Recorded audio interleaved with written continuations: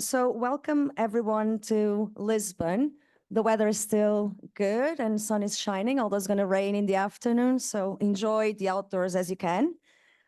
So we have a very brief opening ceremony. I'm going to start by asking Professor Sonia Diaz, who is the director of the National School of Public Health, to do the welcoming first. Sonia. Marta, and welcome everyone.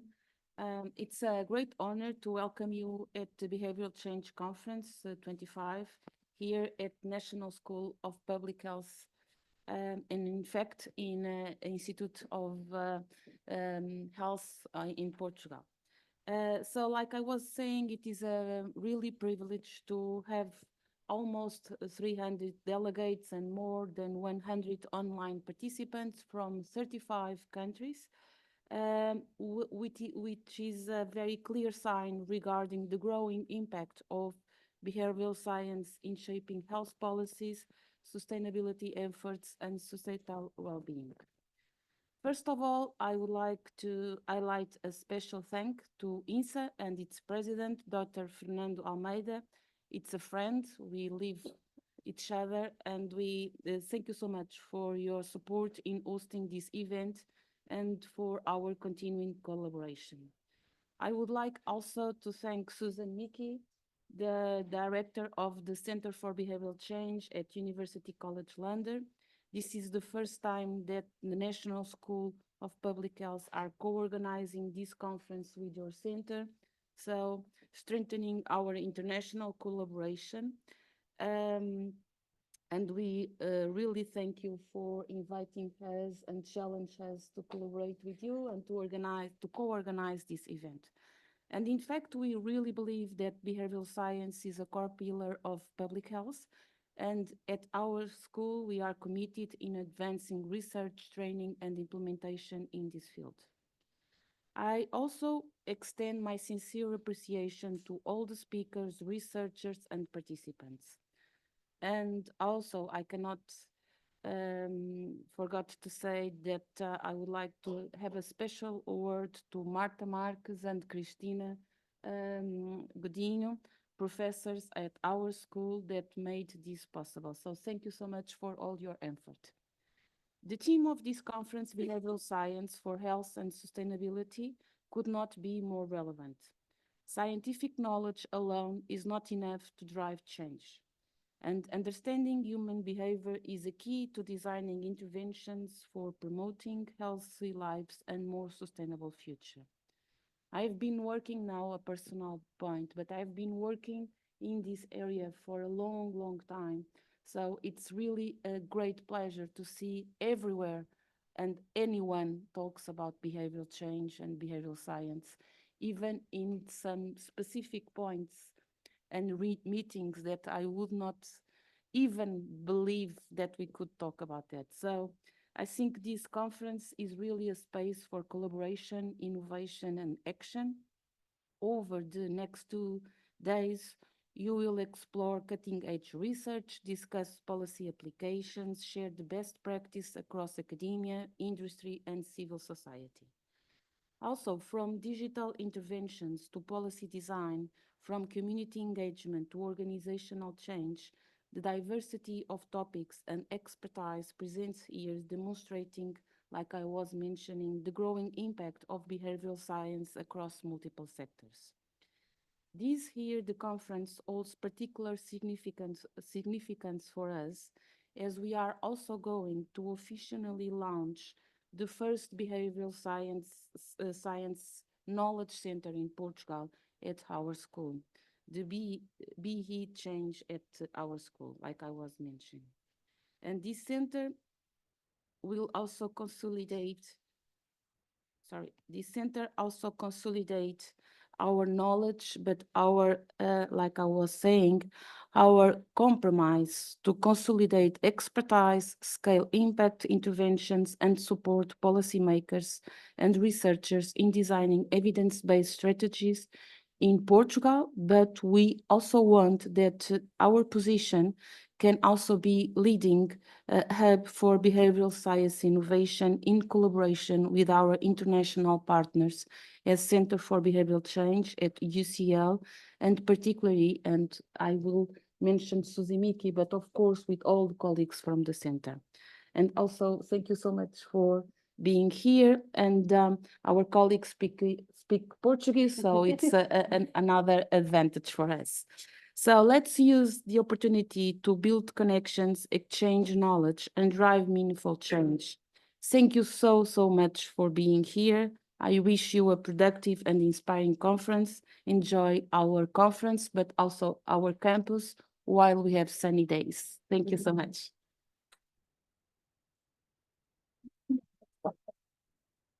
We can now move to Professor Susan Mickey, Director of the Center for Behavior Change, who will also address a few words. Do you want to talk from there, Susan? Yeah? Or you prefer to come here? I'm here. Can you hear all right? Good. Well, can I also say to the conference a very warm welcome. The Centre for Behaviour Change has been running conferences now. This is the 9th one. We took a break during COVID and then went online. So this is actually our first conference in person for 5 years. And it's so good to see so many familiar faces and old friends, and really looking forward to meeting many more. And I'd like to also thank you so much, Sonia and President, for your support from the institution, and Marta and Christina and all the amazing colleagues. It's been an absolute joy to collaborate, putting this conference together. My only sadness is it was so successful, we had to turn many people away. But next year, I hope we'll be in a bigger place so that we can welcome everybody. But as was said, we do have 100 people online. So, and the other thing about being very full is it's very cozy.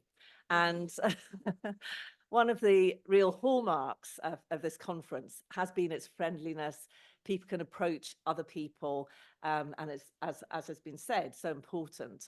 Many collaborations have started at these conferences, and doing it jointly with our Portuguese colleagues, it just even more widens the international basis and the number of connections that can be made.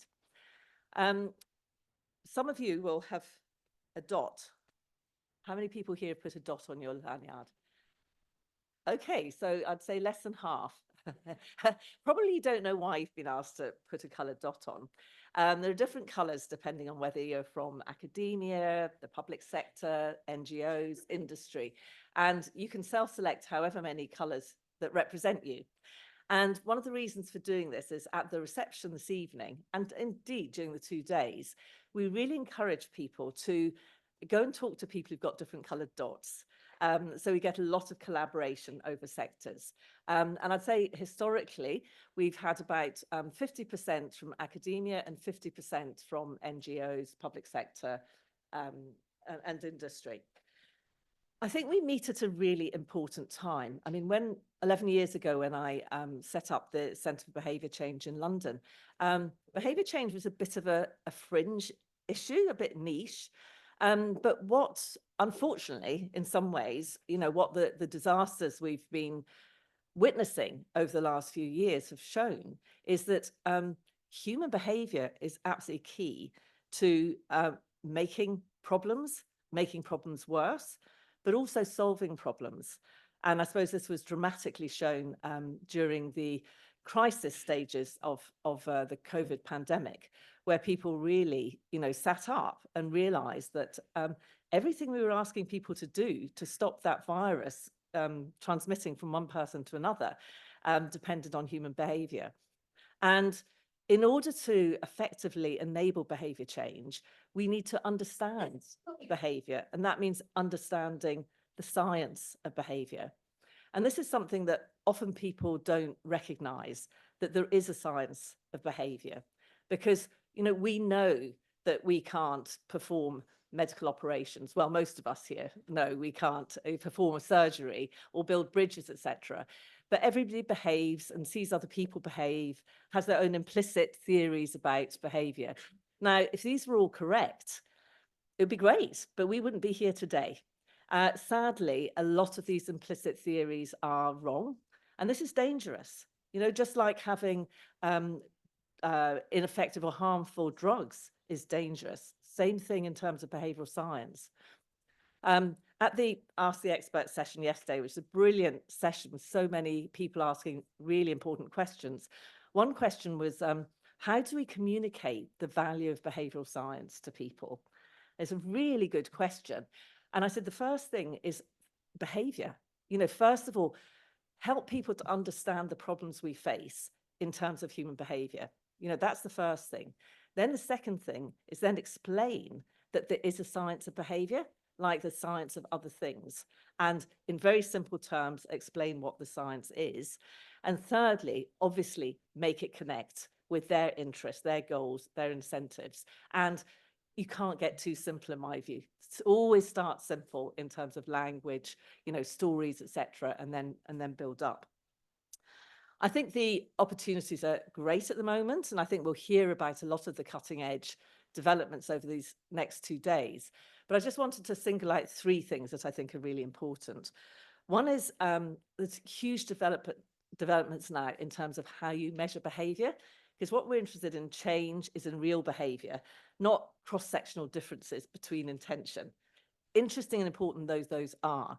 So I think all the developments in how we measure behavior are very, very exciting, you know, measuring behavior in real time, in real world.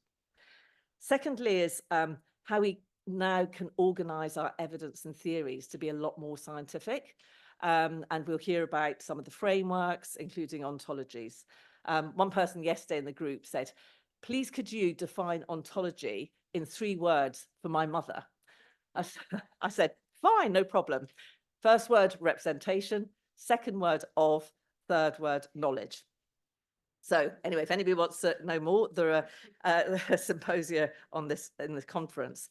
And the third, as we heard, was increasing the translation of behavioral science into policy and practice. And this does really require partnerships. It really requires understanding about co-production with research users, as well as populations, as well as policymakers. So I think this is a great time for behavioral science. I think we're all going to learn a lot over the next 2 days. Really looking forward to talking with as many of you as I can. And welcome again. And thank you again to everyone.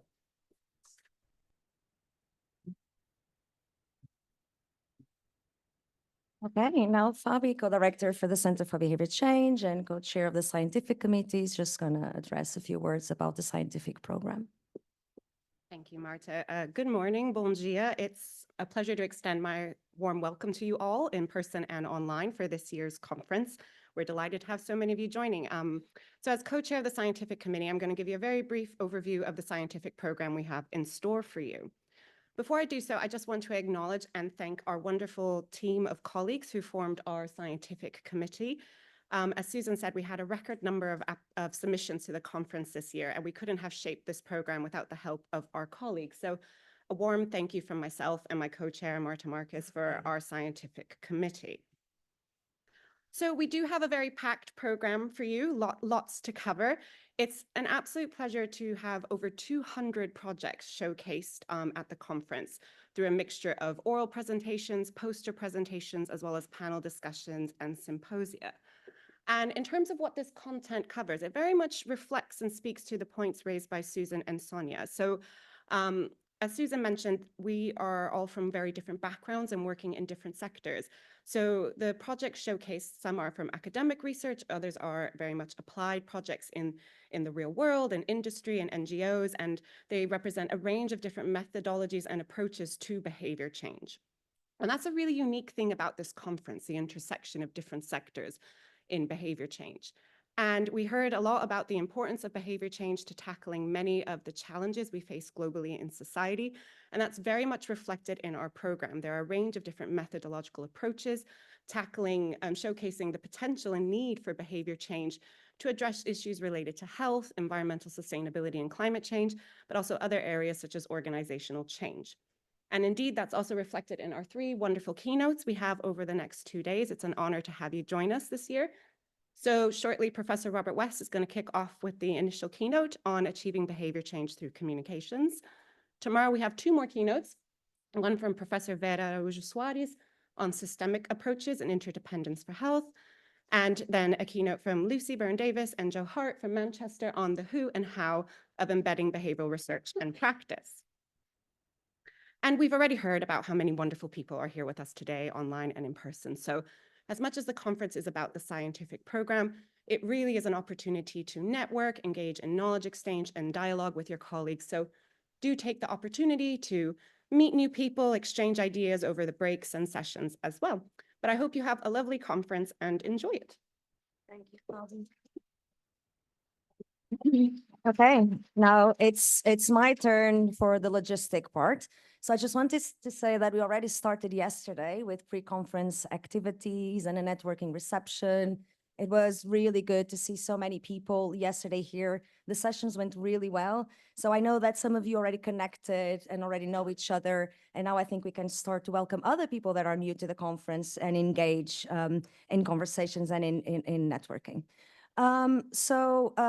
First of all, we have an organization committee and volunteers that all have a linear that I don't have anymore because I lost mine, but it says volunteer. So if you see a linear saying volunteer, those are the people that can help you in knowing where to go.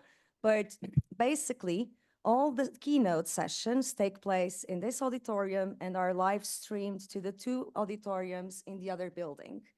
And then the parallel sessions take place here in the 2 auditoriums in the other building, plus another room in that building. So everything will be in the same places. All coffee breaks, lunch, networking, reception, registration desk, everything is at the tent in the garden. The poster sessions will take place during lunch and during the afternoon coffee break. Lunch is a lunchbox with sandwich and wraps, so you can pick it up and go to the posters. And for the coffee break, you also have enough time to get some coffee and go and watch the posters. We really encourage you to go and see the poster presentations. It will be very short flashlight talks, but there will be opportunity also for engaging in discussions at that time. So today we will also be doing the launch of our Knowledge Center on Behavioral Science here at the auditorium, again, live stream to the other auditoriums. And then we'll do a toast at the networking reception at the tent. So do stay for the networking reception. We will have a music moment also. And as Susan already pointed out, it will be a great opportunity for people to meet and chat, and we will provide drinks and finger food, so you won't be starving.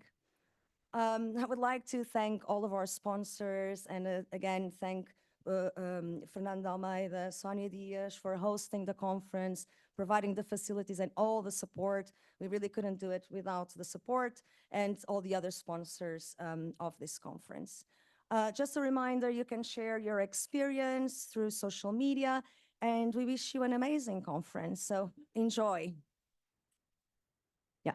Okay, so one is we created a meeting project in Open Science Framework for all of you that want to upload your presentations and posters there. You just need to go to the link that is in the printed programs, and it's also online on the website. We encourage you to add your presentations there so that people can continue to engage with you after the conference. And then the second one is we have awards for posters. So you were asked to vote or put a heart, whatever thing, in Padlet before the conference to choose the posters that you enjoy the most. We encourage you to continue to do that.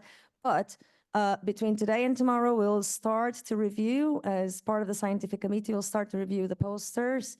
And the awards will be given on the closing ceremony tomorrow afternoon.